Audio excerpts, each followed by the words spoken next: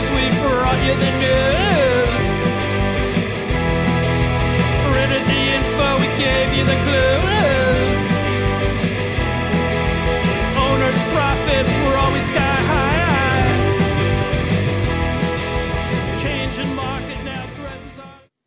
Hi, everybody. Welcome to Navel Gazing, the Valley Indy podcast. My name is Eugene Driscoll of valleyindy.org, an online newspaper covering Ansonia, Derby, and Seymour. I just realized Kurt Miller is not in the picture. He's upstairs. Joining me, making a return appearance. It's been about 5 months since I checked in podcast-wise with the city of Ansonia. So I'm very happy to welcome back to this program Ansonia Mayor David Cassetti. Hello, everybody. Economic Development Director and grant writer Sheila O'Malley. Hi, Eugene. Thanks for having us. And Corporation Counsel John Marini. Thanks so much for having us on, Eugene.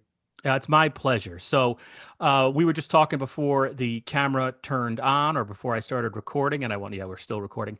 We're going to talk about some economic development. We're going to talk about a bond rating because wherever Kurt Miller is, there's a rule, like within 500 feet of him, you have to talk about bond ratings. The former first selectman who's now working for the city of Ansonia. What's his title? The Chief Fiscal Officer. Gotcha, Chief Fiscal Officer. So we'll get right into it. But first, I want to read a very important message from this podcast sponsor, valleygivesback.org. Take 1 minute. While giving back is always in season, now is a great time to plan your gift. Name a Valley nonprofit in your estate plan and create a legacy that tells future generations what mattered to you. With a planned gift, you have the power to impact the Valley forever without affecting your current lifestyle. Your action will inspire others to make a difference in their own way. Remember the Valley. Ask your accountant, financial planner, or attorney about planned giving options. Plan now, give later, impact tomorrow. Learn more at valleygivesback.org. This is my fourth podcast in about a week, video podcast like this. And one of the things I'm trying to ask everybody when they come on is 2020 was a rotten year for a lot of reasons. And January 6th, we saw the Capitol overrun. And so one of the things that I took away from all that was how important it is to sort of rebuild and reach out and basically be nice to each other on the community level. So I'm going to ask you, Mayor Cassetti, what do you think we can do, or what can you do to to connect that divide, to bridge the gap that exists in the country at this moment? I think we all need to stick together. We need to work together, and everybody needs to be inclusive in everything that we do. I do that here in the city of Ansonia with everybody, whether it's the minorities, whether it's the people on fixed incomes, I keep everybody together to work together, keep them involved, keep them informed on what's happening. And I do it with my robocalls, letting people know what's happening in the town to keep the community together. That's what I like to do. And that's the way I've been doing it. Yeah, I think more than ever now, community matters, Yes. Not to be Pollyanna, but it's Right. true, trying to keep myself above the depression line there. So, Right. All right. So that was my... Eugene, a great example. We have a vaccination clinic going on at Griffin next week. And that's for individuals 75 years and older. And so we were coordinating a way of informing the residents about this. And of course, the mayor's going to do a robocall and the usual posts on Facebook. But this morning, we learned that the mayor took it upon himself. He grabbed a list of the seniors, and apparently he's been calling all morning. He got so excited.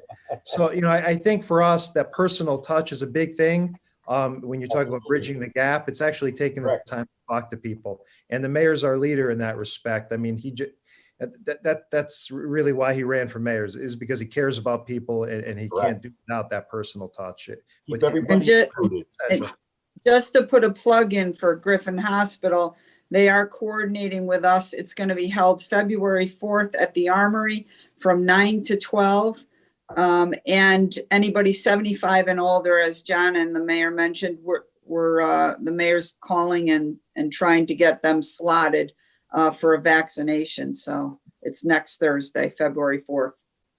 That's great news, and I do appreciate you sharing that on this broadcast. I hope people see it because that's hugely important. We're talking about saving lives and preventing disease, preventing this Correct. virus. Let me just ask, because I've gotten a couple of emails over the last week when they started to roll out the vaccine. Especially, I mean, somebody from New Milford contacted me. She was trying to sign up her 79-year-old husband. The fact that she somehow was contacting me shows that there's a need. Obviously, if you're not on the computer all day, if you have a life, unlike me and John Marini up there, I'm just kidding, John. But if somebody has a question, if Mayor, you call somebody and they don't know how to access whatever they have to register or they lose their password, is there somebody in the city that can help them in any way? Yes, we got Dave Connolly, our IT person, that possibly could help them out. But a lot of the people that I'm calling, the elderly that I've been calling this morning, they have a telephone number. I give them the number and which to call at the Griffin Hospital to schedule their appointment, and they're very thankful for that. And as far as on a computer, it's better off if you call in person. The 433 number that I have, it's 203-433 3394. Okay, that's perfect. That's perfect. Call that number. They will get in touch with a live person and they will get scheduled. That's the best way to do it. And they even tell you the computer sometimes it takes time, but the best thing is you got a telephone, call that 433-3394 number. That's the number to call. And that's what I've been giving to all the residents that I've been calling this morning on. Okay. Thanks again. That's awesome. All right. So I'm sorry, Sheila. Sorry, we can actually schedule an appointment for them through Griffin. If they can't get through. Okay, that's awesome. That's exactly what I was looking for. Because on one hand, I'm one guy, and it's hard there's no central place to get all this information. Right. So that's really a good info. So thank you again for that. You want to talk about a bond rating now? So last week, and this surprised me. I got the release on Friday. Thank you for sending the actual report too. Because then I go through it. I'm like, all right, where do they knock Ansonia? Not everything can be this good. Look, we're in a recession. How does Ansonia reaffirm its bond rating? I don't really understand, because the last time you guys went for it, and same thing with Shelton and the city of Derby, everybody was knocked down a peg, and the concern was, well, the state finances are shaky. How is it now that there's a pandemic across the globe and we're in a recession and unemployment is high?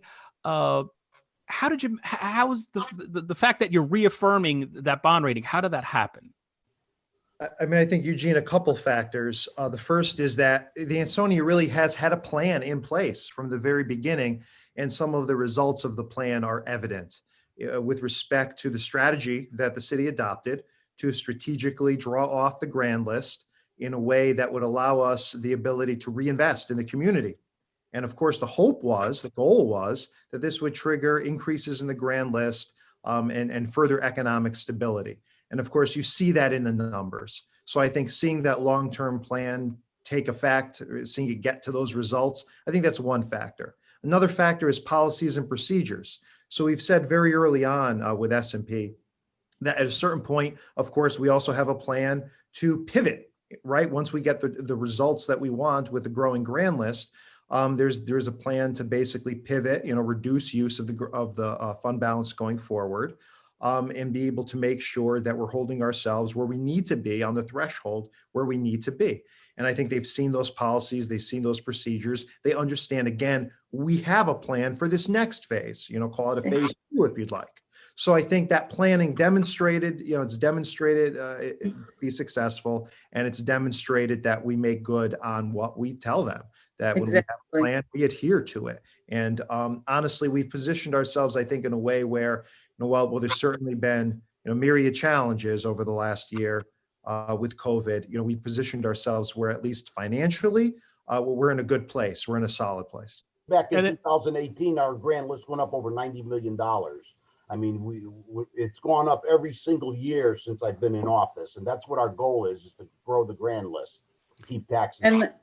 And like John had said, we made certain representations last time we spoke with S&P that actually came to fruition, and they recognize that we have a strong management team. They recognize that our economic development activity that we thought was going to occur is actually occurring. And we reduced the use of our fund balance, and we said we were going to do that, and we did it. And again, like John mentioned, we updated our policies and procedures, and they like that. So I was going to ask, I'm sorry, Sheila, I interrupted you. Nope, done. Mayor Cassetti, the one knock against the city over the last couple of years is that, well, they're taking money out of fund balance and using it for tax relief, and that's not a good way. You can't do that for so long. This is a softball question, I guess, but does this fund balance reaffirmation prove that you were right, that's the way to do it? Our fund balance when I came to office was huge, and we used it responsibly for certain projects to get done. But we're not using it anymore. But it did work, and we're starting to grow it again, and we won't have to rely on it anymore. Eugene, is growing. Yeah, Eugene, I think the answer is it's not a one size fits all thing, right? Different communities have different needs and therefore different strategies. So in Ansonia, you had a situation 8 years ago where you couldn't really raise the taxes, but at the same time you needed reinvestment. And so, we calculated our strategy based on those needs and we had an ability to use the fund balance in that way, right? Another community, it may be a completely different story. So I think there is no one size fits all answer. And while that may be frustrating, I think that's why the local leadership is important, to be able to assess what's going on in your specific community and to tailor a response. And here the strategy was to fit the needs of Ansonia. That's not to be taken and applied to another community.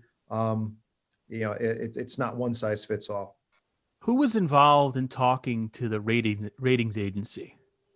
So our team, of course, involved our financial chief fiscal officer, Kurt Miller, the mayor, Sheila, myself, and of course our former comptroller, Rich Bashara.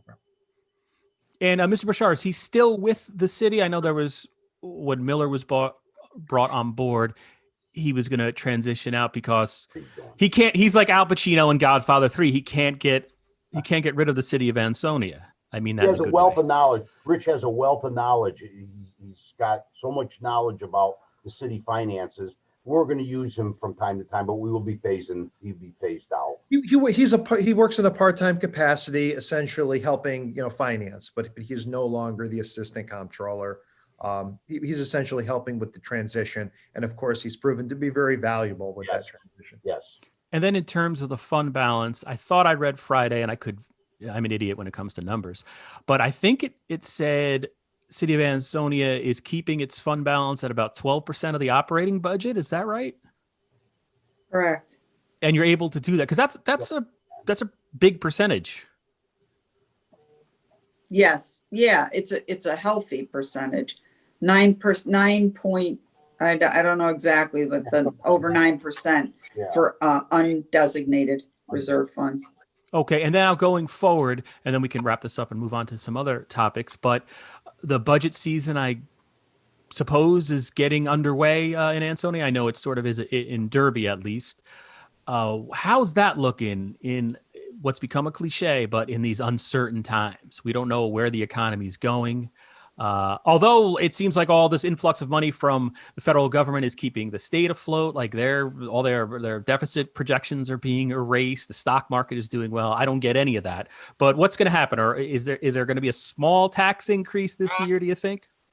Well, right now we went for an extension on our grand list, setting our grand list, because our assessor had left. But probably by the end of March, I should have my budget in. And I did tell my staff, and I preach it to them, that we're to keep taxes stable. I do not want to go up, and we're working on it. It's still in process, work in progress. Okay. And then switching gears, there's been a lot of talk on social media. Beyond talk, the Ansonia Police Department has reported several purse snatchings that have taken place, not only in Ansonia, but it's also happened in Derby, right. Oxford, according to the Seymour First Select Woman. I get this. There's a perception, and it might be because I'm on the Neighbors app now. There's a neighborhood watch group on Facebook that I'm in. There's one in Shelton. A lot of people are talking about crime, this low level property crime that seems to be taking place. Is it a concern, and what is the city doing about it? It is a concern. I mean, there's been a rash of burglaries with the car break-ins. Yesterday, the purse snatching at Stop and Shop and the gas station. But the chief has informed me that he is on top of it. The police are on top of that. Yeah, it is concerning, but we're working with it. I mean, with what we have now in today's society. And I was at a Derby Police Commission meeting about a week or two ago where they talked about the fact that one thing that's fueling some of these burglaries is people leave their fobs. See, I have an old car. I don't even know what a fob is, whatever the fancy way to start your car. They leave it in the glove compartments, which I guess the New York Times did a national story saying that is a reason for so many cars are being stolen because it's just easy to do so. Right. The people should lock their doors at night, their car doors, secure it. Don't leave the fob in there. Bring it in the house. I have one on my car. I bring it in every night, but everybody should lock their doors. A lot of these break-ins are people who leave their doors open, which is not a good thing. You got to lock everything.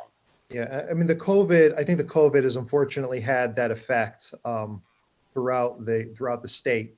Is that I think with bad economic times, you have people resorting to desperate measures. It's just becoming more commonplace, unfortunately. I don't think Ansonia is, an exception. I think it's unfortunately a sad trend. So vigilance, like the mayor said, number one, make sure things are locked. Also make sure things aren't left out on the seat, because anybody walking by cars looking in, they're going to notice if you left something interesting sitting right there on the car seat. So just take that extra bit of vigilance to make sure that you're putting it in the console or that you're taking something with you. Don't leave stuff out. And there's been, in terms of our, effort, obviously we believe very strongly in police presence. Mayor works very closely with the police chief and the police commission. And that's a big part of the reason why even before this, there was an intention to bring our police station downtown, to put them front and center, to put, police presence, front and center out there in our busiest, densest areas. So, Attorney Marini, you just provided a perfect segue. You're like Pat Sajak up there, the police station. I know Gene Fablo Sosnovich, who's freelancing for the Valley Indy now, wrote a story a couple of weeks back. How's the police station coming along? What is it, 65 Main Street? Yes. Yep, 65 Main Street. So it's coming along well, on schedule, we believe, for the summer of this year. And essentially you're in that stage where you're making sure everything is going to land right. The police station itself is well underway. You're adding on that element of the senior center. That's likely to go out to bid within the month, but things are starting to look, in terms of plans, to look very finalized. And it's a matter of making sure everything is on track, and that it rolls into the station on time. When you say the senior center is going out to bid, I thought it was all included in a price. What's going out to bid? So the architect has put together all the specs, and of course there's an estimate on what the cost will be, but it needs to go out to bid to actually go out to, get quotes on the actual construction. I know, and I haven't checked in, and it was confusing. Does this inclusive of the additional money that was approved by the alderman? Yes, it is. Okay. Yes, Sorry, Sheila, go ahead. It's 7,000 square feet. And the PD, right now, they're replacing all of the glass on the exterior windows, and the tower is being constructed. And then simultaneously, the equipment and technology wiring is being done for the PD. And is that building, do you have an idea of what every space inside the building will be used for? I remember at the beginning of the pandemic, the senior center was going there, or it was not going there, but now it's definitely going there. Is there any extra space left over in there for other?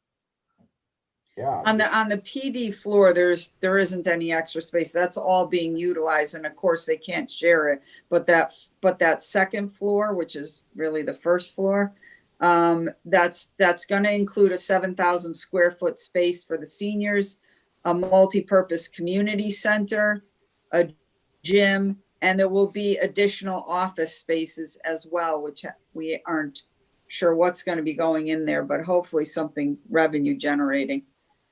And then in terms pretty of good. let's go up Main Street towards City Hall, staying on that side of the street. The Palmer Building and Chromium, the former Chromium processing thing. How is that coming along? I haven't driven down there in a while because I don't leave this space. But I know there was mixed use development was approved by your P&Z a while back. Has that project started? Yep, their site plans were approved for 497, 153, and 165 Main Street. And they've done interior demolition. I think some of the photos we had up on Facebook. And now they're pulling permits for all the construction end of things, the electrical, the contractors, etc. So they are just, as a matter of fact, just received notification that they're sending to the building department all of the copies of the plans so that the inspectors can go out there. So you're going to see a lot of activity with respect to the 90 residential units and to also the anchor tenant. Oh, okay. All right, Sheila, you're being coy. This is like trademark Sheila O'Malley. Mayor Cassetti, let's. Oh yes, he goes. Let me hold on. Let me mute O'Malley and Marini, Mayor. Let's just talk for a second. No. Don't mute us. Who's going in there, Mayor Cassetti? Give us a hint at least. Come on, we need some good news. They make a lot of pancakes. Oh, all right. That's been previously reported. IHOP, perhaps. Okay. I called IHOP the at their corporate level. Of course, they don't say anything. That was a while back. Okay, that's us the town criers. So I mean wait, Marini's trying to cut us off. Go ahead. All right, go ahead, John. Speculate. That project, of course, is subject to an agreement that features a timeline. And the city is very satisfied with the progress that's being made according to that timeline. And of course, as previously discussed, it involves former city property, ATP Palmer, blend it with the Farrell property, and an incentive, tax incentive that is contingent on getting it done and getting it done on time. And so we have basically it's exactly a partnership, but there's a public role here, just as there certainly is on the police station, which is a 100% public project. I will say we're fortunate to have these projects that have this public element lined up before COVID hit. And it's happenstance in a way, but that goes a long way as these projects are continuing despite the obstacles that the pandemic has posed. And that also applies back down the street to the demolition project of SHW. And we're looking forward to that getting underway. And we had a significant milestone in that project last week when we closed on SHW. The title is transferred, and that portion of the larger copper and brass property is now the property of the city of Ansonia. And we're looking forward now to continue the dialogue necessary with EPA to clear the way for the demolition of that piece. And, I feel bad now because I was being rude, but yesterday you had all the muckety mucks. There were a whole bunch of elected politicians from the state level and the chairman of the state's development. What's the office? I'm sorry. Economic and Community Development. The commissioner. Mr. Lehman. Yep. Okay. He's a great guy. Very happy to have them. And Representative Rochelle and Senator Cabrera as well. So I've been to a lot of these walkthroughs before, and in the city of Derby as well, a number going back since 2009 where they get the tour. Why is this important, do you think? Why does that need to happen? I think we're narrowing things down, Eugene. Sheila's can pinpoint it for us here, but before we were looking at this property in total, right, and saying something's got to be done. And again, we sort of narrowed our target with our strategy. Our first bite into this was SHW, again, now owned by the city, slated for demolition. And so now it's, what is that next step? And with Sheila's guidance, the next step has been determined to be the renovation, rehabilitation of perhaps the only structure on this site that can be salvaged, which is called the extrusion mill. And yesterday was about talking about the need for funds to get that piece done. And Sheila could, of course, bring us into more detail. Yeah, I think it's to your question, Eugene. I think it's important to bring in the state delegation and the state leadership and the commissioner, and also the federal representatives, the federal congressional delegation who have been there as well, Senator Murphy and Blumenthal and Congresswoman DeLauro. I think it's important because it's going to take local, state, and federal resources to tackle this parcel. But I also think, as John had said, it's really important to narrow your focus and not have an ask, well, we've got $8 to $10 million worth of demo and remediation costs, but nobody wants to hear that if you're a legislator. So we have narrowed it down with our draft MDP to a revitalization of a 200,000 square foot manufacturing facility known as the former extrusion mill. And that gets us to, if we could get that back to production and to reuse, it's going to solve a lot of problems for Ansonia. We have no manufacturing space left, ready-made manufacturing space left. So we're targeting that building, and we're targeting our request to include that building on the Ansonia Copper and Brass site. And then going back, Mayor Cassetti, you had mentioned this potential tenant that's coming to Main Street. And what jumps when you said that? What no name? Or I'm not gonna. No, that's not for you, Eugene. That's for the mayor. Oh, that's just a. But my question is, I mean, when you like Main Street in Ansonia, I was there from 2009 to last year, right? And I've said this 1,000 times. Like when I first moved in, it was sort of a ghost town. There were a lot of empty storefronts. There wasn't much going on. And, then all of a sudden, like on a Thursday night, you couldn't get parking on Main Street right before COVID hit. So something like that, if that tenant comes in, I mean, does that open up? Because I could see like something like that being a big draw to Ansonia and to all the existing businesses once we get out of this COVID nonsense to get back to normal. How important it is to have a named tenant like that in that location, and does that help Sheila get grant money when you? It's you have like a Shelton thing going on. It seems like it's absolutely. Listen, when I first came to office, I said to my staff when I brought them in, we need to make Ansonia a destination spot. Let's start with restaurants. Let's try to get restaurants down here so that it'll drive people down here. And with this new tenant that's going to come in, that's going to drive even more people, and it's going to open up things everywhere for us. Definitely with grants. I mean, we've already got $55 million in grants since I took office in 2013. I mean, it's only going to blossom. It's only going to keep growing, and things are going to happen. And then my former office was 158 Main Street, right. Suite 305. I don't know if you ever saw, Mayor, right when I left, the last thing I did, we had a giant picture of you and Alderman Yauman from his campaign back in the day. I put that across the back of I don't know, I took a picture of it. I'll send it to you. Send it to me. But what's going on with, and I don't want to say how we got that, but the photo, is that was going to be mixed use as well. Right. All the tenants are, I guess there's a few tenants left, but over the years, that was everybody was going to Shelton because you can get comparable rates and be right on Route 8. What's the status of that project? Approved. Sheila could tell you more about it, but that's so they still have that site plan that's been approved, and they've got a financial partner that they were lacking, which was holding up the development. So same site plan going forward with it. Just heard from the owners last week, as a matter of fact, that they're going to be pulling permits. So that's good. We're back on schedule, hopefully. Yeah, I know, because that one had lack of funding. Gotcha. Okay, and then going up to Olson Drive, there was an initiative. I guess it had to be at this point, it had to be over a year ago. Of a John, why are you looking at me like that? Like I'm not making sense. I'm making sense. Developer Geddes was going to come in, and you guys wanted to get the deed restriction off the land there. That was Ansonia Housing Authority. The commission on a local level was down with it.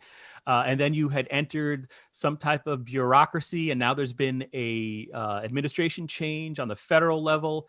Is that project still in the works, or is it pretty much dead in the water?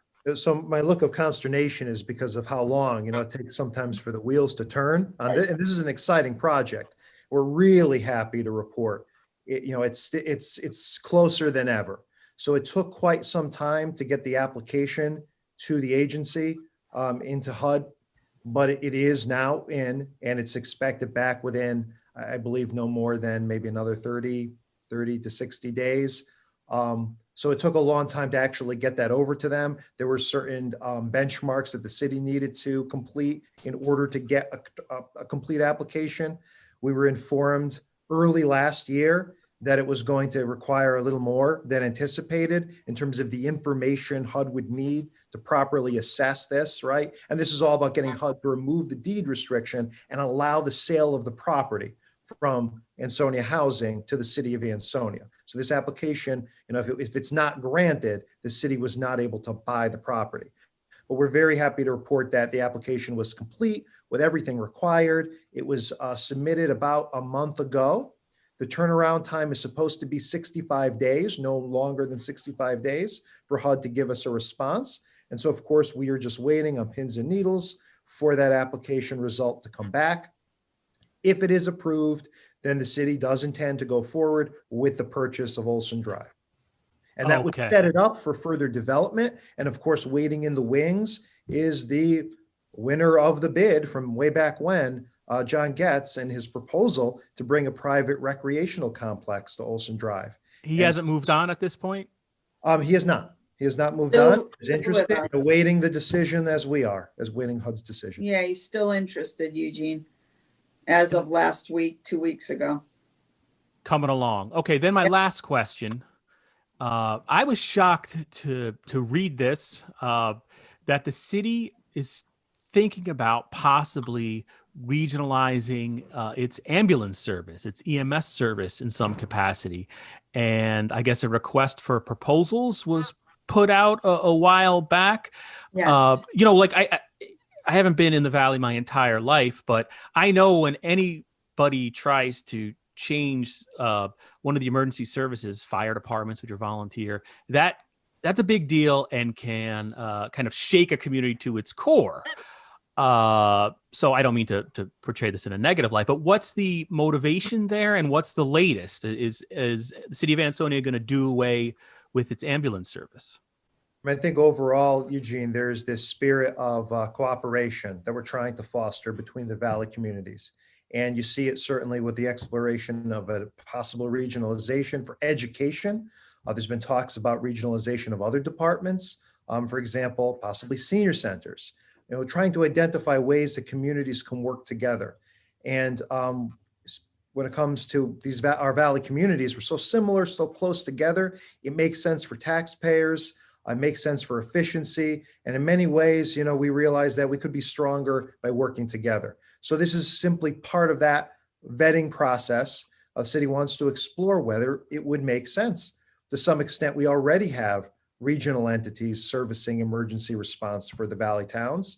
I think the mayor also, I think the mayor also wanted to see if there's a way to eliminate that third party bill that our residents get when they have to use an ambulance service. And his goal is to try to eliminate that extra bill that our residents get a lot of calls through the course of the year about that extra bill that they get for the ambulance service.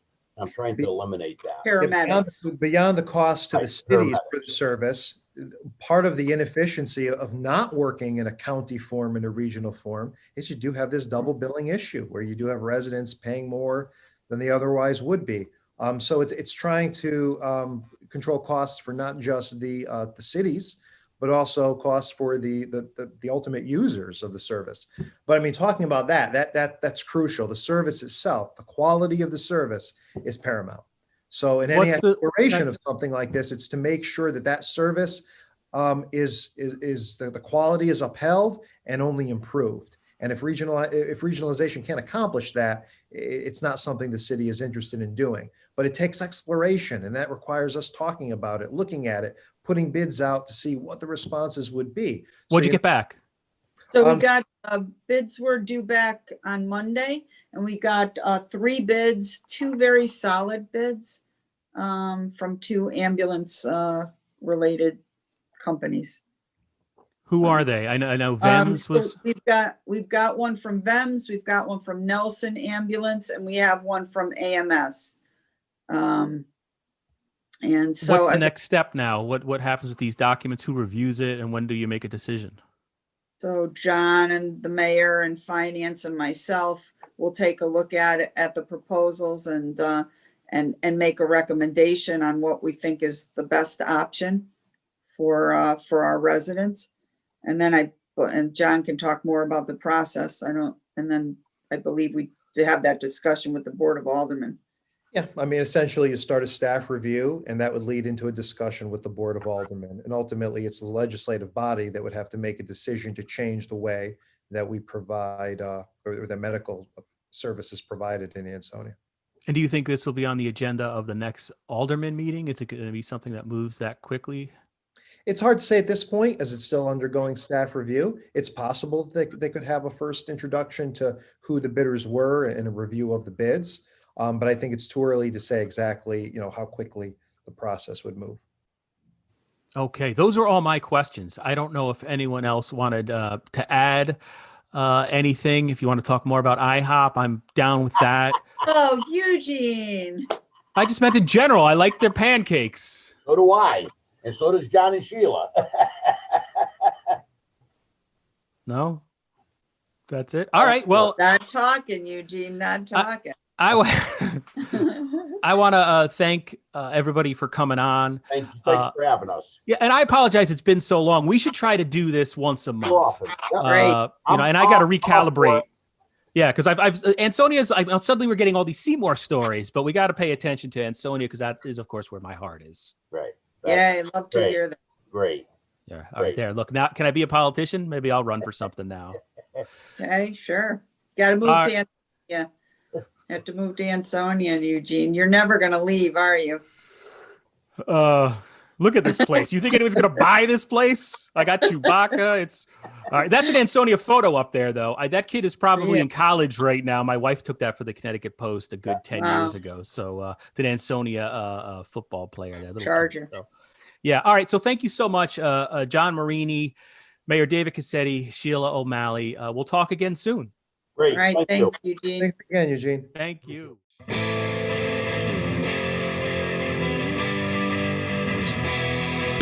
hundreds of years we brought you the news.